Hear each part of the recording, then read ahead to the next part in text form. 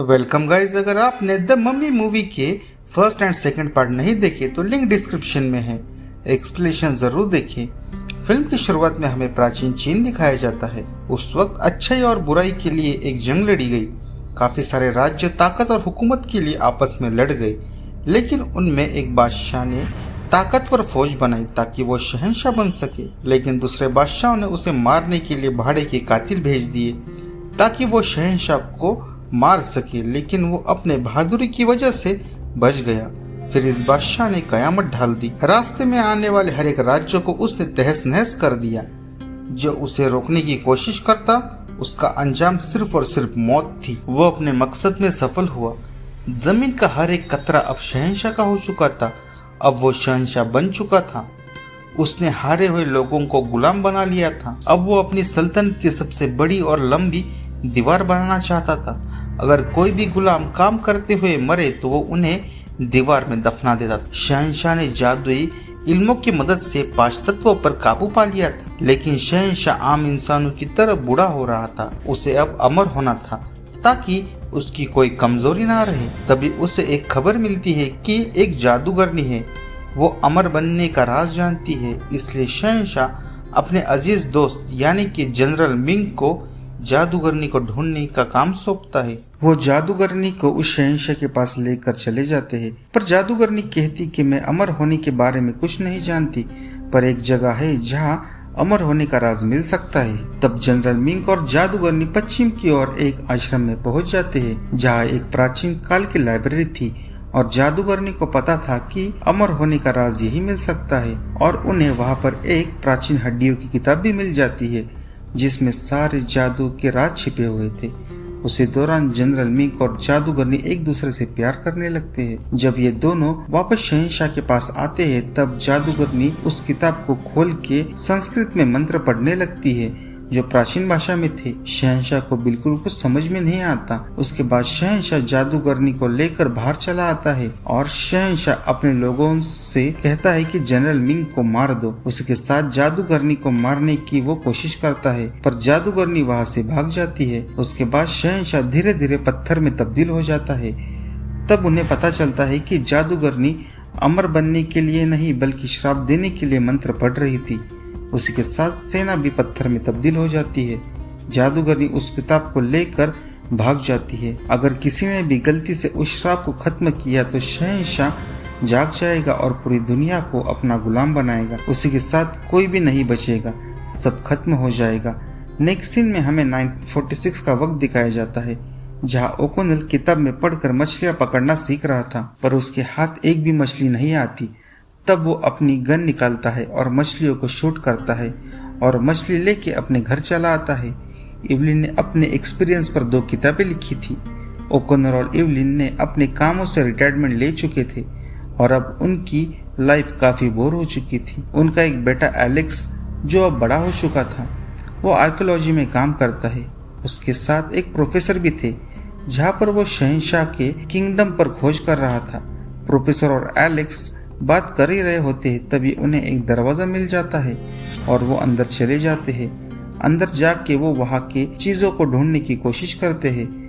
तभी शहंशाह की पूरी सेना उन्हें दिखाई देती है और वो सेना एक ही तरफ देख रही थी। आगे उन्हें एक कंपास मिलता है।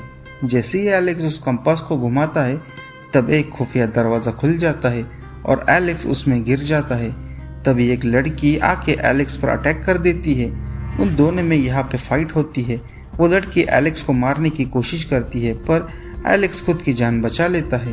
प्रोफेसर उस लड़की के ऊपर गोलियां चलाते हैं, पर वो लड़की वहाँ से भाग जाती है। अगले सीन में हमें ओकोनेल और इवलिन एक गवर्नमेंट ऑफिसर से मिलते हुए दिखाई देते हैं। वो उन्हें एक चीज दिखाते हैं और कहते हैं कि तुम्हें ये आखिरी काम करना ही होगा, क्योंकि उन्हें इन पर ही भरोसा था कि ये चीज सही सलामत शेंघाई म्यूजियम में वो पहुंचा सकते हैं। ओकोनेल कहता है कि हम रिटायरमेंट ले चुके हैं, पर ओकोनेल भी एडवेंचर करना चाहता था। तब गवर्नमेंट ऑफिसर उन्हें ये चीज दिखाते हैं।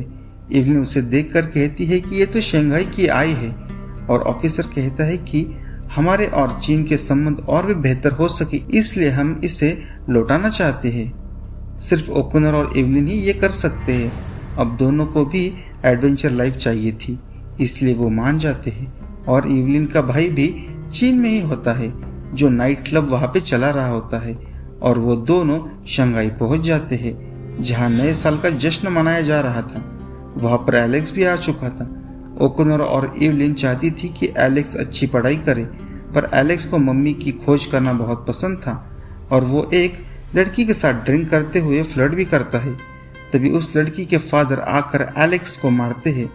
तभी ओकोनल बीच में आ जाता है। तब वो आदमी ओकोनल का दोस्त निकलता है और वो एलेक्स को बचा लेता है, पर एलेक्स को देखकर ओकोनल उस पर गुस्सा होता है क्योंकि उन्हें लग रहा था कि एलेक्स कॉलेज में पढ़ाई कर रहा है। पर इवलिन ओकोनल को समझाती है। उसके बाद वो प्रोफेसर से मिलते हैं क्योंकि जो एलेक्स ने खोजा था इवलिन वो देखना चाहती थी। वो प्रोफेसर को शंग्रीला की आय भी देते है, पर वो प्रोफेसर ने किसी से डील कर रखी थी जो जनरल यांग था। उसने एलेक्स की खोज पर सारा पैसा लगाया था और जनरल यांग को लगता है कि वो शहंशाह को वापस जिंदा कर सकता है और वो पूरी दुनिया का कमांडर बन सकता है। वो इवलिन और ओकोनल को बंदी बनाता है और धमकी देकर शहंशाह के मकबरे को खोलने के लिए कहता है। दूसरी तरफ एलेक्स भी वही लड़की से उस जगह पर मिलता है। वो उससे बात करता है और वो उसे क्यों मारना चाहती है ये सवाल करता है। तभी एलेक्स की नजर उसके मॉम डैड पर चली जाती है जो इवलिन का खून निकाल रहे थे, क्योंकि किसी पवित्र इंसान का खून ही उस आय पर डाले तो शहंशाह का मकबरा खुल सकता है। शंग्रीला खून पी जाता है और शंग्रीला के खून से शहंशाह वापस जिंदा हो जाता है और कमांडर शहंशाह को जिंदा कर देता है। शहंशाह जागते ही अपने रथ के साथ बाहर की ओर चला जाता है। रथ के नीचे एलेक्स और वो लड़की लटक रहे होते हैं। ओकोनर और इवलिन एक बारूद से भरा ट्रक चुरा लेते हैं और शहंशाह का पीछा करते हैं और बारूद शहंशाह के रथ पर छोड़ देते हैं। शहंशाह अपनी शक्तियों से ट्रक के ऊपर के बारूद को आग लगा देता है।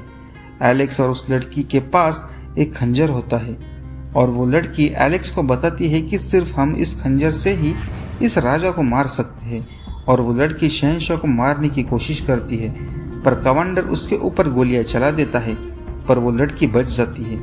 आगे हम देखते हैं कि ये सारे एक बार में बैठकर शराब पी रहे होते हैं और इनमें डिस्कशन हो रही थी। तभी एलेक्स उस लड़की से बात करता है।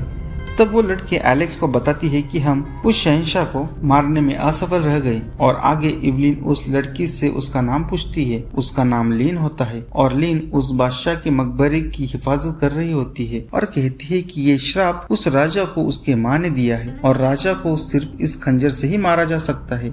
आगे लीन कहते हैं कि शहंशाह शंग्रीला पहुंचा और अमर तालाब का पानी पिया तो शहंशाह अपनी फौज जिंदा कर लेगा और फिर कोई भी सुरक्षित नहीं रह पाएगा। वो आगे बताती है कि शंग्रीला राज्य का द्वार हिमालय के ऊंची पहाड़ी में है जिसके पीछे एक सुनहरी मीनार है और जैसे ही उस हीरे को उस सुनहरी मीनार पर रखा जाएगा तब वो शंग्रीला की दिशा बताएगा और कहती है कि कमांडर के पास अब भी वो हीरा है और कमांडर शहंशाह को लेकर वही पहुंचेगा। ओकोनर लीन से पूछता है कि अगर हमने तुम पर भरोसा किया तो क्या तुम हमें वहाँ ले जाओगी। लीन कहती कि मैं एक बार वहाँ पे गई हूँ, मुझे रास्ता पता है। तब ओकोनर का फ्रेंड जो जल्दी से हिमालय के पहाड़ी में उन्हें पहुँचा देता है। वो प्लेन के अंदर बैठकर हिमालय के लिए निकल पड़ते हैं और वो वहाँ पर पहुँच जाते हैं जहाँ पर कमांडर और शहंशाह आने वाले थे। सुनहरी मीनार पर हिला लगाने के लिए वो सभी जगह पर बारूद लगा देते हैं। शहंशाह कमांडर वहां पहुंच जाते हैं। तब उनके बीच लड़ाई होने लगती है। वे दोनों एक दूसरे पर फायर करते हैं। कमांडर और शहंशाह इन पर हावी हो रहे थे, इसलिए लीन येती को बुला लेती है। वो भी वहां आ जाते हैं और ओकोनर और लीन की मदद करते हैं, लेकिन शहंशाह अपने मकसद में सफल हो जाता है और उसे अमर तालाब की दिशा मालूम हो जाती है। तभी शहंशाह एलेक्स पर खंजर फेंककर हमला करता है। तभी ओकोनल बीच में आकर वो खंजर अपने ऊपर ले लेता है और वो जख्मी हो जाता है। तभी तूफान आ जाता है, पर येती वहां आकर उनकी जान बचा लेते हैं। आगे लीन इन सब को लेकर एक गुफा में आती है। वहां पर लीन की मॉम होती है और वो यही जादूगरनी थी जिसने फिल्म की शुरुआत में बादशाह को श्राप दिया था। वो ओकोनल का इलाज भी करती है। लीन और जादूगरनी से बात करने पर पता चलता है कि लीन की उम्र लगभग 2000 साल इतनी है और जादूगरनी कहती है कि कुछ भी करके हमें बादशाह को इस अमर तालाब का पानी पीने से रोकना होगा। अगर वो ऐसा करता है तो कयामत आ जाएगी। और जादूगरनी आगे कहती है कि मैं द्वार की रक्षा करती हूँ। आगे हम देखते हैं कि शहंशाह वहाँ पे पहुँच जाता है और अमर तालाब से पानी पी लेता है और अपनी फौज जिंदा कर लेता है और अमर तालाब का पानी पीते ही वो एक ड्रैगन में तब्दील हो जाता है और सब पर हमला करता है। जादूगरनी में हजारों मजदूर को जिंदा करती है जिन्हें बादशाह ने मारा था और एलेक्स कमांडर के कैंप में घुसकर लिन को छुड़ा लेता है। आगे हम देखते हैं कि काफी घमासान युद्ध शुरू होता है। शहंशाह की फौज मजदूरों पर तीर चलाने लगती है पर कोई असर नहीं होता। ओकुनल अपने बंदूक के सहारे काफी सारी फौज मार देता है। दूसरी तरफ शहंशाह और जादूगरनी के बीच तलवार से लड़ाई होती है, लेकिन शहंशाह जादूगरनी को तलवार से मार देता है पर जादूगरनी शहंशाह का खंजर चुरा लेती है। दूसरी तरफ ओकुनल का दोस्त और इवलिन का भाई प्लेन से इन पर गोलियां की बौछार कर देते हैं। जादूगरनी अपनी आखिरी सांस से गिन रही थी, तभी वो लिन को खंजर देती है। दूसरी तरफ बादशाह महल के अंदर खुफिया जगह पर जाता है और वहां जाकर वो 5 वायु को अपने वश में करने की कोशिश करता है। इस वजह से मजदूरों की फौज कमजोर पड़ जाती है पर तभी एलेक्स वहां आकर शहंशाह पर गोली चलाता है। शहंशाह एक हैवान के रूप में तब्दील हो जाता है और एलेक्स पर हमला कर देता है। तभी ओकुनल शहंशाह के ऊपर खंजर से वार करता है। बादशाह अपने असली रूप में आ जाता है।